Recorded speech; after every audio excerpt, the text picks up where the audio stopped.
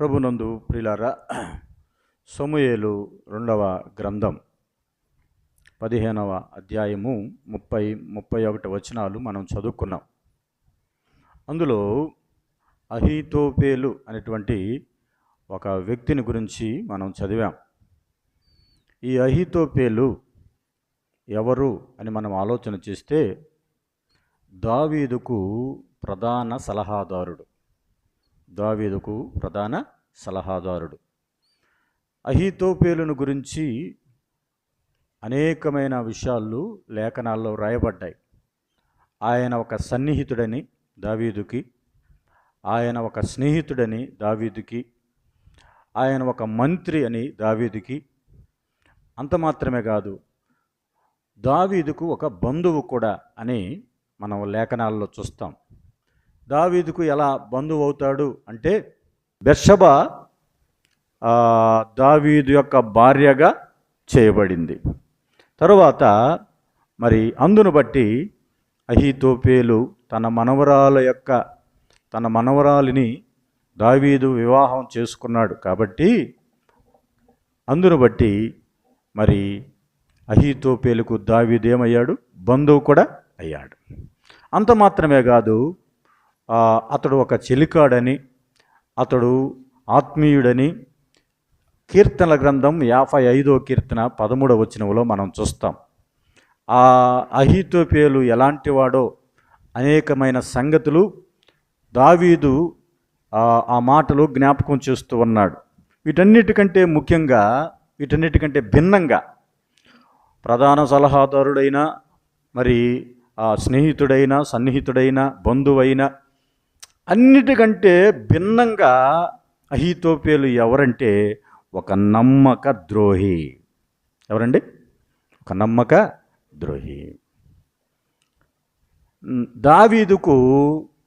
దావీదుతో పాటే ఉంటూ, దావీదుతో పాటే స్నేహం చేస్తూ, దావీదుతో పాటే దేవుని మందిరానికి వెళుతూ, దావీదుతోనే గోష్ఠి చేయొచ్చు, దావీదును గురించిన సంగతులన్నీ తెలుసుకొని దావీదుకు వ్యతిరేకముగా ప్రయత్నం చేసి దావీదు నుండి దూరమై అబ్షాలోముకు దగ్గరై దావీదు రాజ్యాన్ని పడగొట్టడానికి నమ్మక ద్రోహం చేసినటువంటి వ్యక్తే అహీతోపేలు.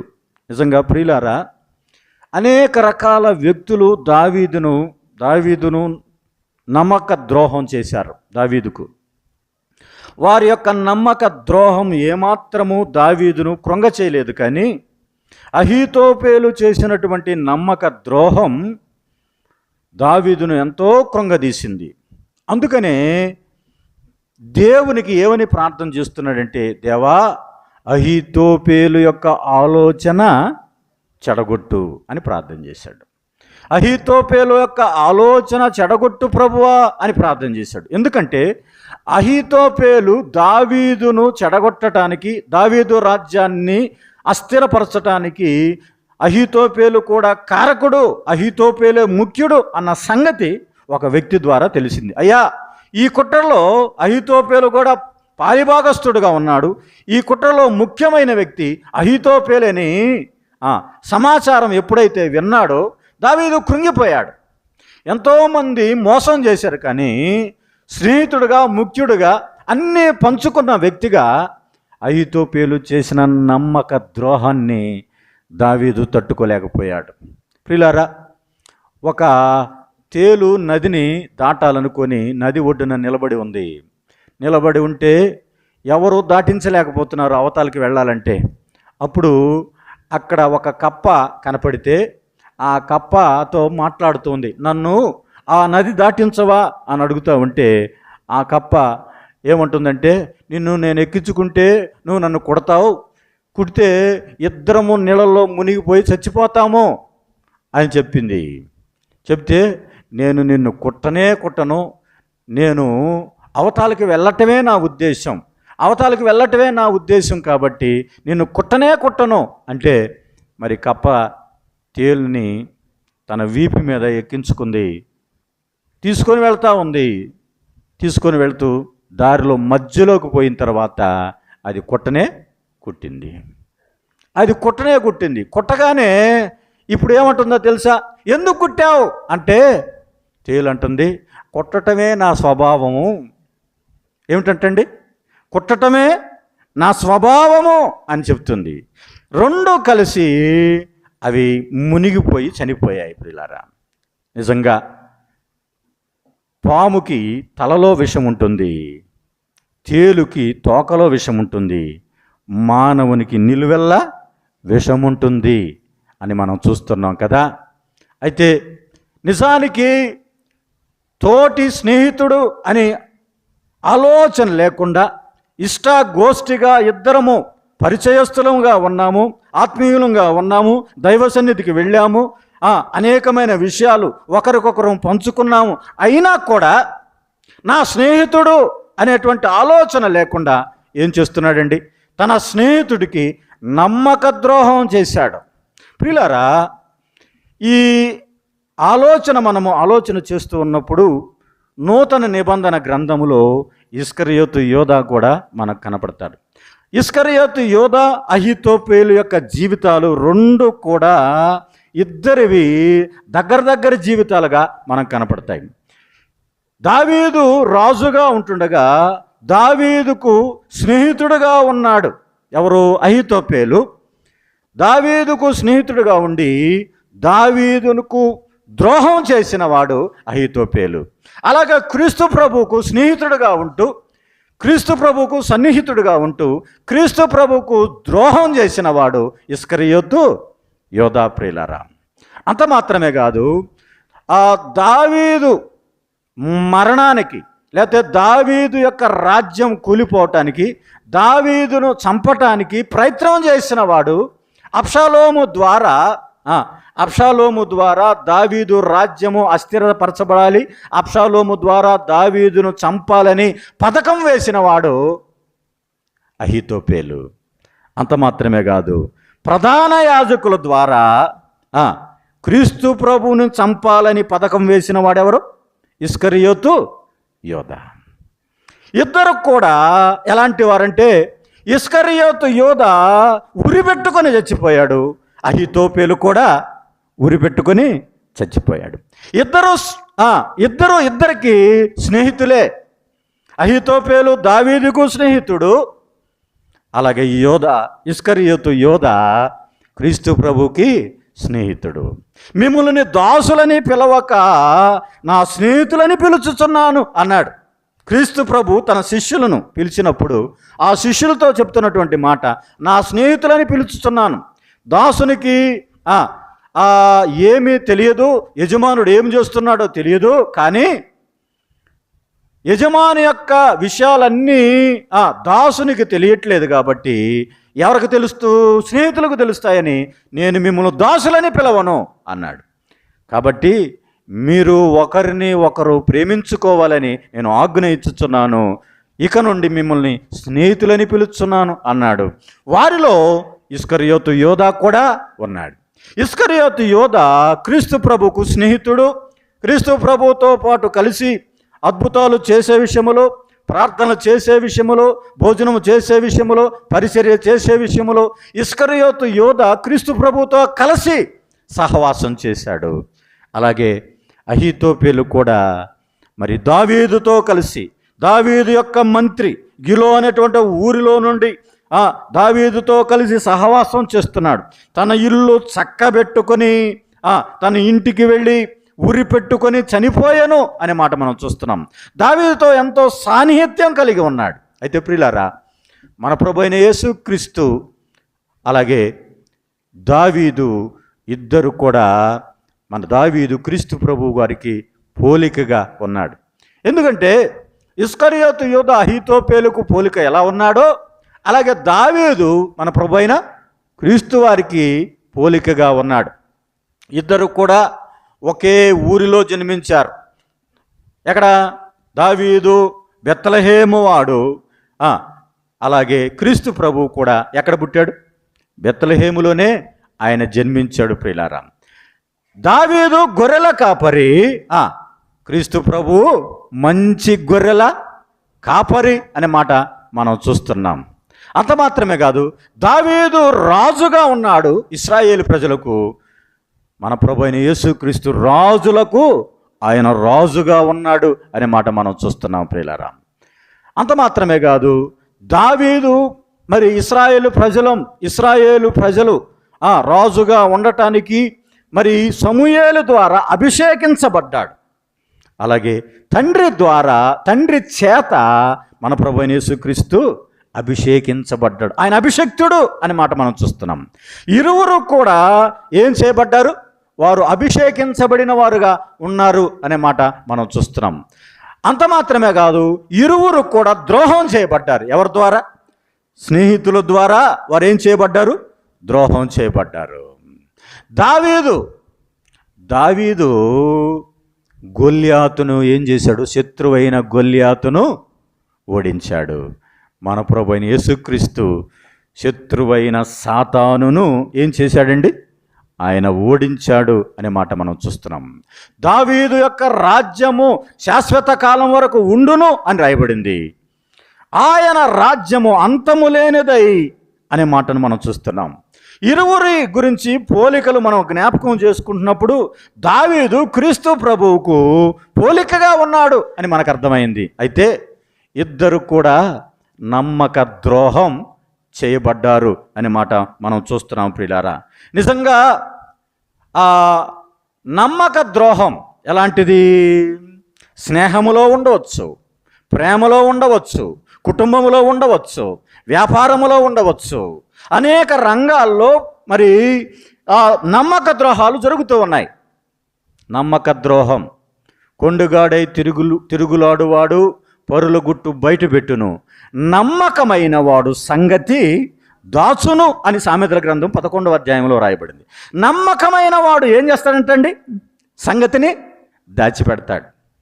సంగతిని దాచిపెట్టకుండా పరుల గుట్టు బయట పెడుతూ వారికి వీరికి అందరికీ మనం చెబుతూ ఉన్నామంటే అతడు కొండాలు చెప్పేవాడు, అబద్ధాలు చెప్పేవాడు, మోసం చేసేవాడు, ఇతరుల మీద ద్వేషం ఉండేవాడు అని జ్ఞాపకం చేయబడుతున్నాడు. అయితే ప్రియులారా, నమ్మక ద్రోహం దావీదుకు జరిగింది, నమ్మక ద్రోహం క్రీస్తు ప్రభువు కూడా జరిగింది అనే మాట మనం చూస్తున్నాం. అయితే ఈ నమ్మక ద్రోహం ఒక స్నేహములో జరిగింది కదా. స్నేహములో ఏం చేశాడు? దావీదు సంగతులన్నీ కనుక్కున్నాడు, దావీదు బలహీనతలన్నీ తెలుసుకున్నాడు, దావీదు యొక్క విషయాలన్నీ తెలుసుకున్నాడు, కుటుంబ పరిస్థితులన్నీ తెలుసుకున్నాడు. అన్నిటికంటే ముఖ్యంగా మరి నా మనవరాలి విషయంలో దావీదు చేసిన పని నాకు నచ్చలేదు. నా మనవరాలి భర్త ఊరియాను ముందు పెట్టి యుద్ధములో చంపించేశాడు అని ఒక కక్ష పూనాడు. ఎవరు? అహీతోపేలు. ఆ కక్షను మనసులో పెట్టుకుని ఇప్పుడు ఏం చేస్తున్నాడు? అబ్షాలోము పక్షమున చేరి అబ్షాలోము వద్దకు వెళ్ళి ఎంతో కాలంగా సన్నిహితంగా స్నేహంగా చెలికాడుగా ఆత్మీయుడుగా ఉన్నటువంటి దావీదును పక్కన పెట్టి ఏం చేస్తున్నాడండి? కుట్ర పన్నుతూ ఉన్నాడు, నమ్మక ద్రోహం చేస్తున్నాడు. ఆ మాటే మనం చదువుకున్నాం. ఆ కుట్రలో అహీతోపేలు చేరి ఉన్నాడు అనే మాట మనం చూస్తున్నాం ప్రియులారా. నిజంగా భాగస్వామి విషయంలో కూడా కొన్నిసార్లు నమ్మక ద్రోహం చేసేవాళ్ళు ఉన్నారు కదా. క్లారా అనేటువంటి ఒక ఆమె టామ్ అనేటువంటి ఒక వ్యక్తిని పెళ్లి చేసుకుంది. టామ్ అనేటువంటి ఆయనకి మంచి ఆఫీస్ ఉన్నది, కంపెనీ ఉన్నది. ఆ కంపెనీలో ఈమె ఉద్యోగిగా పనిచేస్తూ ఉంది. మరొక సహా ఉద్యోగి ఆ యజమానికి దగ్గరగా ఉండటం ఈమె గమనించి నెమ్మదిగా ఒకరోజు వెళ్ళి నేను నిన్ను ప్రేమిస్తున్నాను అని చెప్పింది. దగ్గర అయిపోయింది, పెళ్లి చేసుకుంది, అయిపోయింది, పిల్లలు కూడా పుట్టారు. తర్వాత ఆమె నువ్వంటే నాకు ఇష్టం లేదు అని చెప్పి ఆ యజమానిని అనగా టామ్ అనేటువంటి వ్యక్తిని వదిలిపెట్టేసింది. అతడు పిచ్చివాడైపోయాడు, గడ్డం పెంచుకున్నాడు. ఎందుకు ఇలా చేశావంటే నాకు ఆమెతో సన్నిహితంగా ఉండటం ఇష్టం లేదు, ఎలాగైనా సరే అతన్ని పెళ్లి చేసుకొని అతని జీవితాన్ని నాశనం చేయాలనుకున్నాను అని చెప్పిందండి. ఇదేమిటి తెలుసా? ఇది నమ్మక ద్రోహం.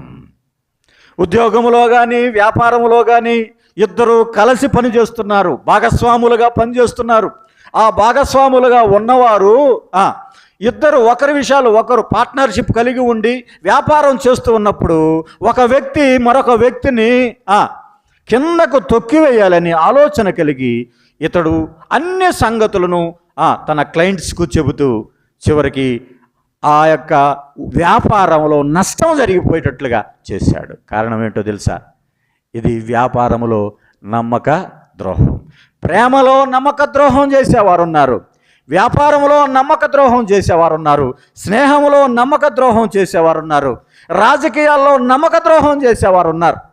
మీకు అవి కావాలంటే ఇస్తా, ఇవి కావాలంటే నేను ఇస్తాను అని చెప్పి ఓట్లు వేయించుకున్న తర్వాత అయ్యా ఏమిటి అనంటే మీరెవరో మాకు తెలియదు అని నమ్మక ద్రోహం చేసేవారు కూడా ఉన్నారు. ప్రియులారా, చాలాసార్లు కుటుంబ విషయాల్లో, ఆస్తుల విషయాల్లో అన్నదమ్ముల మధ్య సరైనటువంటి అండర్స్టాండింగ్ లేక నమ్మక ద్రోహాలు జరుగుతూ ఉన్నాయి. అయితే ప్రియులారా, దావీదు అలాగే అహీతోపేలు ఇద్దరిని గురించి 55వ కీర్తన 13వ వచనములో రాయబడింది. ప్రియులారా, 13వ వచనములో అతడెవరు నా చెలికాడు అంటున్నాడు, ఇతడెవరు నా శత్రువు కాదు అంటున్నాడు, అతడెవరు సహకారి అంటున్నాడు, అతడెవరు పరిచయుడు అంటున్నాడు. ప్రియులారా, మేలు చేసినా కూడా కొన్నిసార్లు ఏం చేస్తారు తెలుసా? మనం ఎంత మేలైనా చేయండి ఇతరులకి, మన మీద ద్వేషాన్ని, అసూయను కలిగి నమ్మక ద్రోహం చేసేవారు ఉన్నారు. ప్రియులారా, ఎంత మేలు చేసినా ఇతరులకు ఏం చేయాలని ఆలోచన, నీ మేలును మరిచిపోయి నీ మేలును పక్కన పెట్టి నీకు ద్రోహం చేయాలని ఆలోచన తలుస్తూ ఉంటారు కొంతమంది. దావీదు కెయిలా పట్టణము కానీ ఫిలిస్తీన్ల పట్టణము కానీ దగ్గరగా ఉన్నాయి. కెయిలా మీదకి ఫిలిస్తీన్లు వస్తున్నారు. వారు ధాన్యం రాసులుగా పోసి ఉంటే ఆ రాసులన్నిటినీ వచ్చి దోచుకొని వెళ్ళిపోతున్నారు. పక్క పట్టణమే కదా, రాసులుగా ఉన్న ఆ యొక్క పంట పొలాల మీదకి వచ్చారు, అన్నీ దోచుకుంటూ ఉన్నారు. అయ్యో మేము ఎలా తినాలి, మేము ఎలా బ్రతకాలి అని కెయిలా వాళ్ళు దుఃఖపడుతూ ఉన్నారు. మాకున్న సంపదంతను దోచుకుంటున్నారు ఈ ఫిలిస్తీన్లు, మాకెవరు ఆధారము అన్నప్పుడు దావీదు ఏం చేశాడు తెలుసా? ప్రభు యొద్ద ప్రార్థన చేశాడు. ఏమని? ప్రభువా, కెయిలా వారు ఆ మీదకి ఫిలిస్తీన్లు వస్తున్నారు, నేను ఫిలిస్తీన్లతో యుద్ధము చేయమంటావా అంటే నువ్వు వెళ్ళి యుద్ధము చెయ్యి. యుద్ధము చేయమన్నప్పుడు తన సైన్యముతో వెళ్ళి, తన పరివారంతో వెళ్ళి ఎంతో కష్టపడి ఫిలిస్తీన్లను ఓడించి, లెస్సగా ఓడించి యుద్ధము చేసి తిరిగి వచ్చాడు. వారి పశువులను వాటిని వారికి అప్పగించాడు కదా. కెయిలా వారికి ఏం ఉండాలి? ఇప్పుడు కృతజ్ఞత ఉండాలి. అయితే సౌలు ఇప్పుడు దావీదును వెతుక్కుంటా వస్తే ఎక్కడున్నాడు?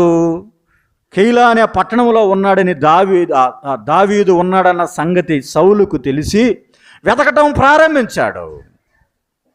ఆ పట్టణస్థులు ఏం చేయాలి? మీ దగ్గర ఉన్నాడా అంటే అయ్యా మా దగ్గర లేడు అని చెప్పాలి కదా. నీకు కావాల్సిన దావీదే కదా, మేము దావీదుని నీకు కావాలంటే అప్పగిస్తాము అని నమ్మక ద్రోహం చేశారు. ప్రియులారా, దావీదును అప్పగించడానికి సిద్ధపడిపోయారు. పట్టణాన్ని రక్షించాడే, మీ పిల్లలను రక్షించాడే, మీ పశువులను రక్షించాడే, మీ పంటలను రక్షించాడే, మీకు కావలసిన వాటి అన్నిటినీ సమకూర్చినటువంటి దావీదును మీరు తిరిగి అప్పగిస్తున్నారా? ఎంత నమ్మక ద్రోహం! ఆలోచన చేశారా? అనేక సార్లు మనము మన వ్యక్తిగత జీవితంలో మనల్ని ప్రేమించే వారిని, మనకన్నిటిని సమకూర్చేవారిని, మనకన్నిటిని సమకూర్చి ఇస్తున్నటువంటి వారిని ఏం చేస్తాం? మనము మర్చిపోయి వారి విషయంలో మనం అనేక సార్లు నమ్మక ద్రోహం చేస్తున్నాం. కారణం ఏమిటో తెలుసా? లోపల మనసులో ఏదో ఉన్నది. అహీతోపేలుకు ఏమున్నది? ఇదిగో తన మనవరాలి విషయంలో దావీదు తప్పు పని చేశాడు. తీర్పు తీర్చడానికి మనం ఎవరు అండి? దేవుడు తీర్పు తీరుస్తాడు. ఆ యొక్క పగను, ఆ యొక్క కక్షను లోపల పెట్టుకొని తన చెలికాని మీద, తన స్నేహితుని మీద కక్షను తీర్చుకోవటానికి ఎంతో ప్రయత్నం చేశాడు. ప్రియులారా, మనుషులు చేసే ద్రోహాలు నిజంగా కుటుంబ పక్షాన రావచ్చు. కుటుంబ పక్షమున అబ్షాలోము ఏం చేశాడు? దావీదు భార్యలతో పాపం చేశాడు. దావీదు సింహాసనాన్ని లాక్కున్నాడు. ఇశ్రాయేలు ప్రజలను ఆకర్షించాడు. వచ్చే వారందరినీ ముద్దు పెట్టుకున్నాడు. ఇదిగో దావీదు పెద్దవాడైపోయాడయ్యా, వృద్ధుడైపోయాడయ్యా, మీకు న్యాయం చేయలేడయ్యా, ఆయన దగ్గరికి పోతే మీకు న్యాయం జరగదని ప్రజలందరినీ తన వైపు మరల్చుకున్నాడు. దావీదు అనగా సొంత తండ్రిని అడవుల పాలు చేశాడు. సొంత తండ్రిని పాదరక్షలు లేకుండా నడిపించాడు. ఎంత ద్రోహం అండి! సొంత కుమారుడే ఏం చేశాడు? నమ్మక ద్రోహం చేశాడు. అబ్యాతారు అనే యాజకుడు కూడా ఏం చేశాడో తెలుసా? అదోనియాకు సహకరించాడు. ప్రియులారా, కొన్నిసార్లు యాజకత్వం చేసేవారు కూడా ఏం చేస్తున్నారండి? కుట్రలో భాగస్వాములు అవుతున్నారు. యాజకత్వం చేసే సేవకులు కూడా ఏం చేస్తున్నారు ప్రియులారా? అనేక రకాల కుట్రలకు లేకపోతే నమ్మక ద్రోహానికి వారు కారకులవుతున్నారు. ప్రియులారా, ఇన్ని ద్రోహాలు జరిగినాయి. ఆఖరికి సౌలు ఎవరైతే యుద్ధం గెలుస్తారో వారికి నా కుమార్తెని ఇస్తానని పెళ్లి చేస్తానని చెప్పి, మేరబు అనేటువంటి పెద్ద కుమార్తెను పెళ్లి చేస్తానని చెప్పి మేరబు అనేటువంటి కుమార్తెను పెళ్లి చేయక ఆ కుమార్తెను తీసుకెళ్ళి అద్రియాలోనే ఒక వ్యక్తికి పెళ్లి చేశాడు. అయ్యా, నా కుమార్తెను ఆమెకు ఇచ్చి పెళ్లి చేశాను, కానీ ఇదిగో ఈ మేకాలు ఉంది, ఈ మేకాలను పెళ్లి చేసుకో, ఈ మేకాలు అయితే గయాడిది అని మేకాలనిచ్చి పెళ్లి చేసి, ఇదిగో ఆమె అతనికి ఉరిగా ఉండునట్లు దావీదుకిచ్చి ఏం చేశాడు? పెళ్లి చేశాడు. ఎన్ని నమ్మక ద్రోహాలు కుటుంబంలో కానీ, కుమారుల విషయంలో కానీ, మంత్రుల విషయంలో కానీ, సన్నిహితుల విషయంలో కానీ, స్నేహితుల విషయంలో కానీ అనేక రకాల నమ్మక ద్రోహాలు జరిగినాయి దావీదుకి. అయితే ప్రియులారా, అన్ని నమ్మక ద్రోహాల కంటే దావీదు ఎక్కువగా కృంగిపోయిన సందర్భం, దావీదు ఎక్కువగా బాధపడిన సందర్భం ఏమున్నది అంటే ప్రియులారా, అది అహీతోపేలు చేసిన నమ్మక ద్రోహమే. ఎంతోమంది నమ్మక ద్రోహం చేశారు, కానీ వారి నమ్మక ద్రోహాలన్నిటికంటే అహీతోపేలు నమ్మక ద్రోహం అది తట్టుకోలేకపోయాడు. అహీతోపేలు చేసినటువంటి ద్రోహం, అహీతోపేలు దావీదుకి ఎలా ద్రోహం చేశాడో అలాంటి ద్రోహం ఇస్కరియోతు యోధా క్రీస్తు ప్రభువుకు చేయబోతున్నాడని ముందుగానే రాయబడి ఉన్నది అనే మాట మనం చూస్తున్నాం. అందుకనే ఇవి పాత నిబంధనలో ఉన్నటువంటి ప్రవచనంగా మనం చూస్తూ ఉన్నాం పిల్లారా. నిజానికి యేసుక్రీస్తు ప్రభువును అత్యంత దుర్మార్గంగా ద్రోహం చేసి సిలువ వేసి చంపారు. చంపినప్పుడు మనం ఏమనుకుంటున్నాం? రోమా సైన్యం చంపింది అనుకుంటున్నాం. కానీ క్రీస్తు ప్రభు వారు ఏమన్నాడు? వీరేమి చేయుచున్నారో వీరెరుగురు అన్నాడు. వీరేమి చేయుచున్నారో వారు ఎరగరు, వారు తెలియకుండా క్రీస్తు ప్రభువుకి సిలువ వేస్తున్నారు. కానీ ఇస్కరియోతు యోధాకు క్రీస్తు ప్రభువు గురించి అన్నీ తెలుసు. క్రీస్తు ప్రభువుని గురించి అన్నీ తెలిసిన వాడే. యేసు క్రీస్తు ప్రభు వారు దేవుని కుమారుని తెలిసి కూడా ఏం చేస్తున్నాడు? క్రీస్తు ప్రభువుని అప్పగిస్తున్నాడు. మీలో ఉన్న ఒకడు నన్ను ఏం చేయబోతున్నాడు? అప్పగించబోతున్నాడు అన్నాడు. నేనేమో నీ కొరకు ప్రాణం పెడుతున్నాను, నీవేమో నన్ను మోసం చేస్తున్నావు. ఇది ఎంతో నమ్మక ద్రోహం కదా. క్రీస్తు ప్రభు వారికి ఇస్కరియోతు యోధా గురించి తెలుసు. అందుకనే ప్రభువు వారి పాదాలు కడుగుతూ ఉన్నాడు. యోహాను సువార్త 13వ అధ్యాయంలో పాదాలు ఎందుకు కడుగుతున్నాడు అంటే, పేతురు ఏమనుకుంటున్నాడు? అయ్యా, మేము ఆల్రెడీ పాదాలు కడుక్కొని వచ్చామంటే, పాదాలు కడుక్కున్నావు, అయితే నా ఒళ్ళంతా కడుగు అని అంటున్నాడు కదా, నా శరీరం అంతా కడుగు అంటే స్నానం చేసిన వాడు అంతా కడుక్కోవాల్సిన అవసరము లేదు అన్నాడు.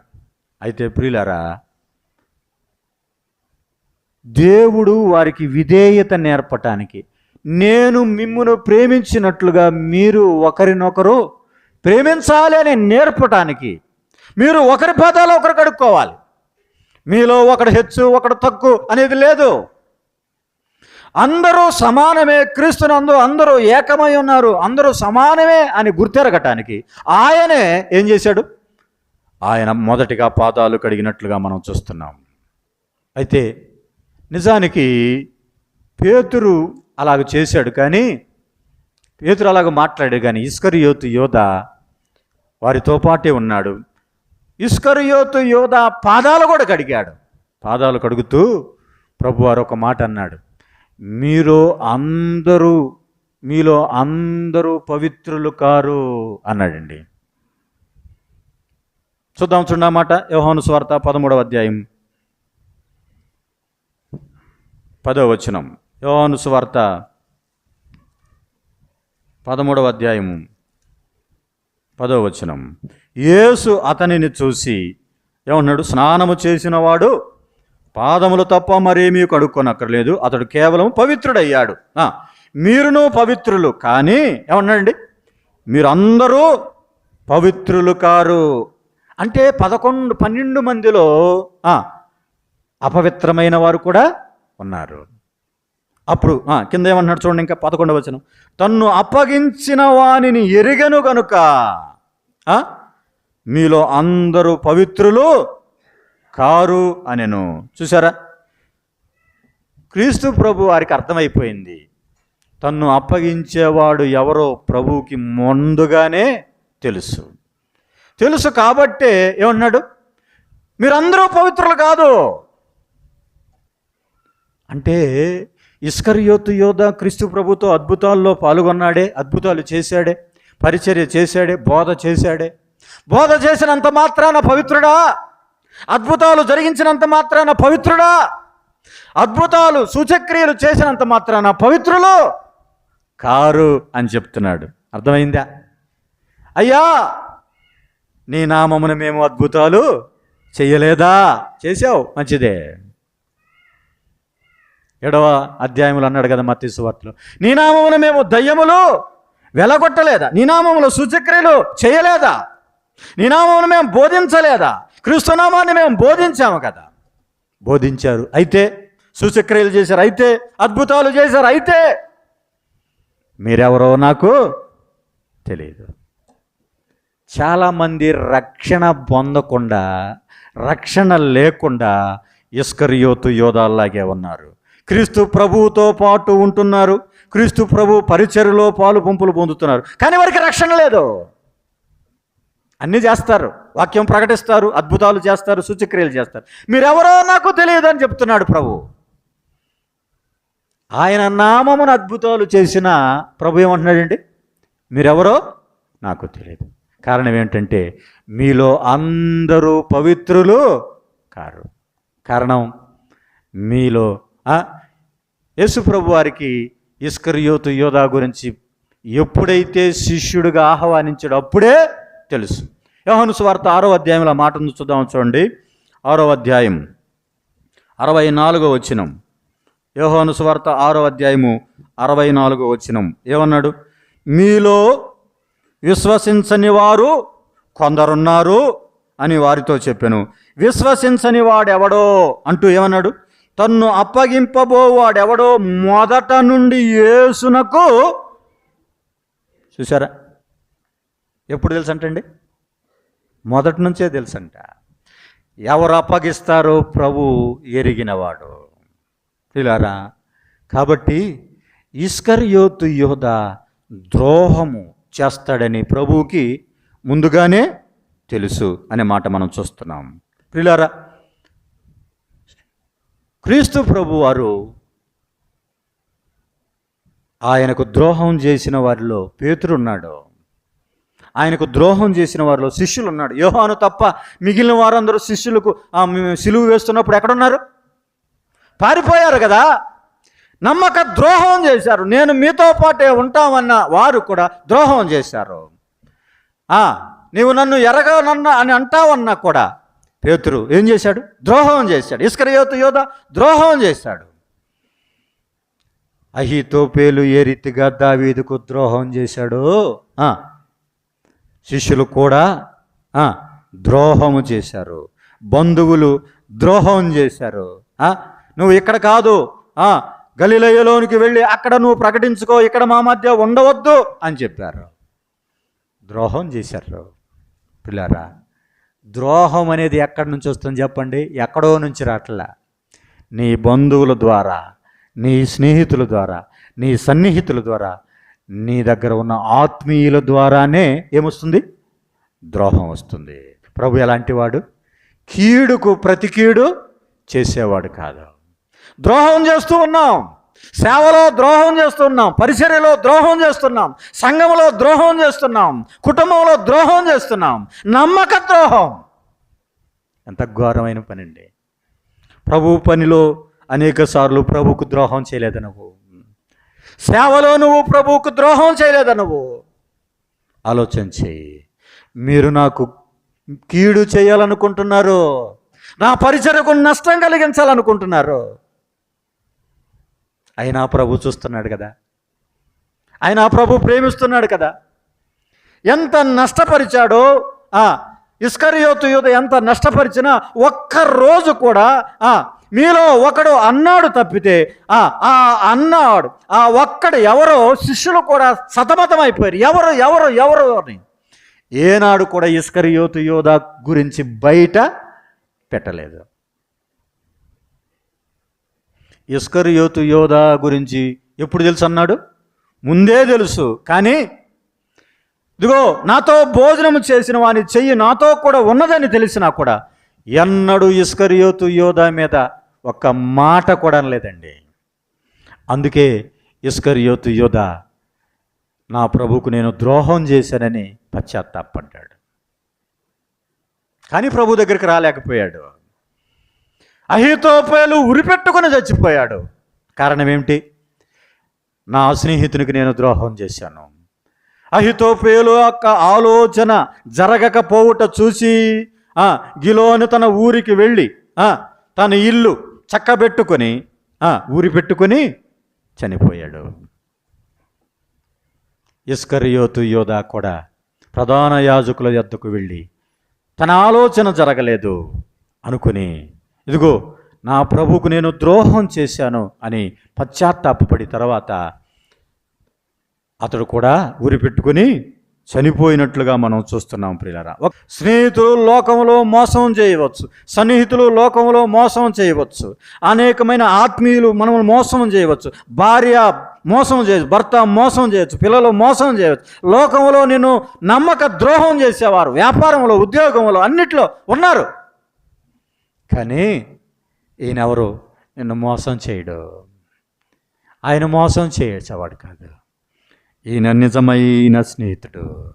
నీ కొరకు ప్రాణం పెట్టాడు, నిన్ను ప్రేమించాడు. నీ కొరకు ఆయన ఏం చేస్తున్నాడు? నిన్ను విడిచిపెట్టిన వాడుగా నీ బాధలో, నీ యొక్క కష్టములో ఉన్నాడు. నీ వైపే ఆయన చూస్తూ ఉన్నాడు. నీకు చివరి వరకు తోడుగా ఉంటానంటున్నాడు. ప్రియులారా, క్రీస్తు ప్రభు యొక్క ప్రేమ ఎంత గొప్పది ప్రియులారా. ఆయనే నిజమైన స్నేహితుడు. లోకములో ఎన్ని స్నేహాలున్నా, ఎన్ని ప్రేమలున్నా అవన్నీ తాత్కాలికమైనవే. ఎవరు విడిచిపెట్టని వాడు క్రీస్తు ప్రభు మాత్రమే. అమ్మా, లోకంలో నువ్వేమనుకుంటున్నావు? నా పిల్లలు నన్ను విడిచిపెట్టారయ్యా. కానీ ప్రభు విడిచిపెట్టేవాడు కాదు. ఆలోచన చేయి. అందరూ విడిచిపోయిరి.